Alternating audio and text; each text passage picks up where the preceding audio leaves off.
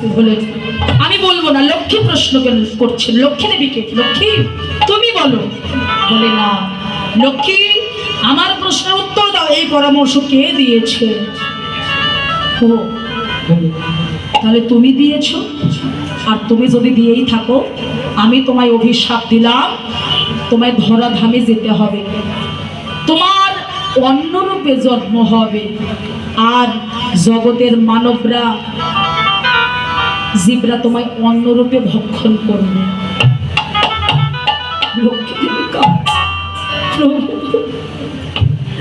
আমার অন্যরূপে জন্ম হবে, জগতের জীবরা মানবরা আমাকে অন্যরূপে সেবা করবে। প্রভু, তোমার সঙ্গে কি আমার আর দেখা হবে না? বলে দাও, তোমার যুগল চরণ কি আমি আর পাবো না? আর পাবো না। প্রভু বললেন, কেঁদো না লক্ষ্মী,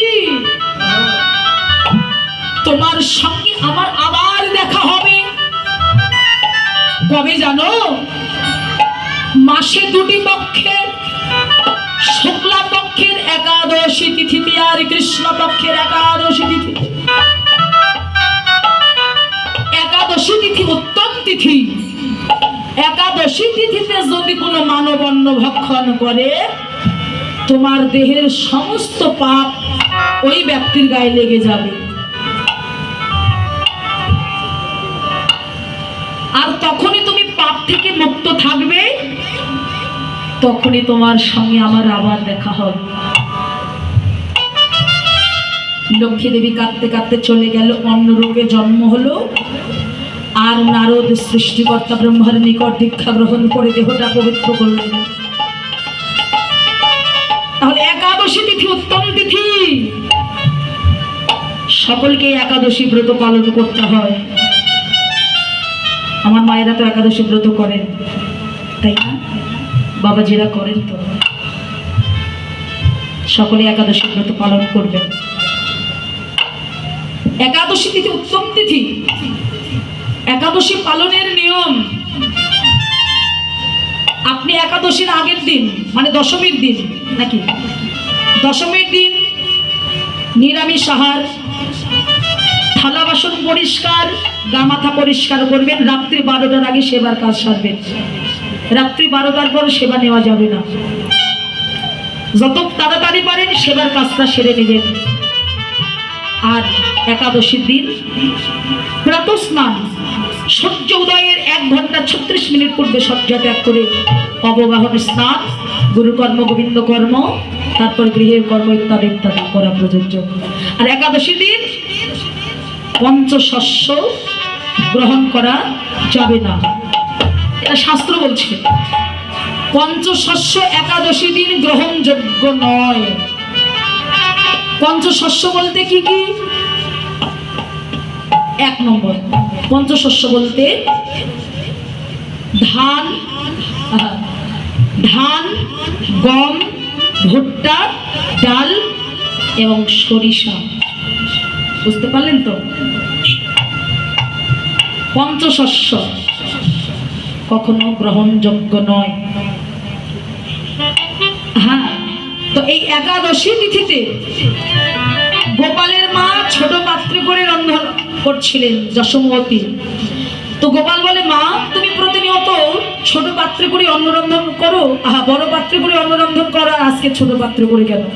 বলে, গোপাল আজকে যে একাদশী তিথি বাবা, তো আজকে আমরা কেউ অন্ন সেবা করব না, শুধু তোর জন্য এই ছোট পাত্রে করে আমি অন্ন রন্ধন করছি। তখন গোপাল বলে, মা কেন একাদশী দিনে অন্ন গ্রহণ করবে না? বলে, গোপাল একাদশী দিনে অন্ন সেবা করা মানে পাপ ভক্ষণ করা, অন্ন ভক্ষণ করা মানে পাপ ভক্ষণ করা, একই কথা।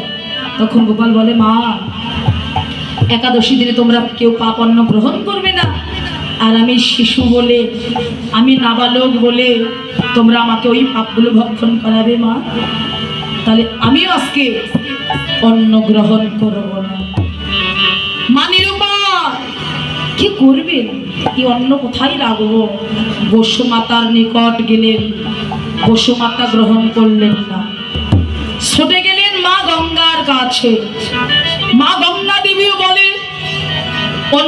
কত নোংরা অপবিত্র কত কি আমায় দিয়ে থাকে, আমি তো কোনোদিন কিছু কাউকে বলি না, কিন্তু আজকে যে একাদশী তিথি উত্তম তিথি, ক্ষমা করো আমি আজকে গ্রহণ করব না। মা আরো নিরুপায়, তাহলে এই অন্ন আমি কোথায় রাখবো, কেউ তো গ্রহণ করছে না। তখন ওই গভীর দেশের গভীর জলে যে মকর ছিল, গঙ্গার বাহন মকর, সমস্ত বৃত্তান্ত খোলে। হ্যাঁ, মকর বলছে কি হয়েছে, সমস্ত বৃত্তান্ত বললেন। তখন ওই মকর বলল, মা তোমার অন্নগুলো আমি গ্রহণ করব, তবে আমার একটি শর্ত, শোনো, তুমি যদি তোমার সোনা বা রূপা দ্বারা আমার এই প্রতিচ্ছবিটা তৈরি করে তুমি যদি তোমার গোপালের বাঁশিতে লাগাতে পারো, তবেই তোমার অন্নগুলো আমি গ্রহণ করব। মা ভাবলেন সত্যি আমার সোনার উপর অভাব নেই, ঠিক আছে গ্রহণ করো। গ্রহণ করলেন। মা নন্দরানী যশোমতী গৃহে গিয়ে সোনা দ্বারা, রূপা দ্বারা না, সোনা স্বর্ণ দ্বারা ওই মকরের প্রতিচ্ছবি তৈরি করে গোপালের বাঁশিতে লাগিয়ে দিলেন। দেখা যায় না গোপালের বাঁশিতে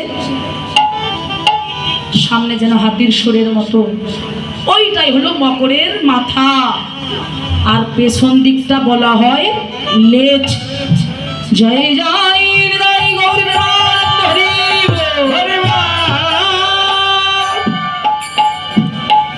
হরে কৃষ্ণ হরি বল। গতি অতি ললিত সুধীর, তোমার গতি মতি রতি সব তোমাকে শান্ত রাখতে হবে, স্থির রাখতে হবে, তবেই তোমার গৌর ভজন হবে। আর বৃন্দাবন ভবনে শোকিত বিলাসনে, বৃন্দাবন ভবনে শোকিত বিলাসনে, ও বৃন্দাবন ভবনে শোকিত বিলকনে,